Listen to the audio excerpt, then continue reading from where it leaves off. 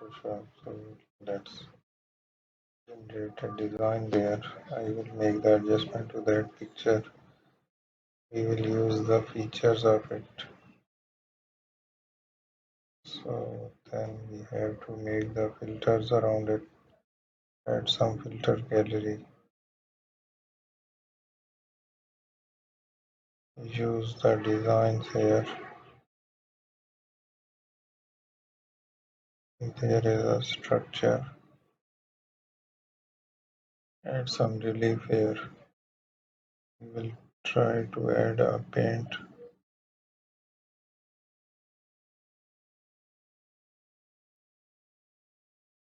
So we have to use the adjustments here. Use a curve on it. Thank you for watching.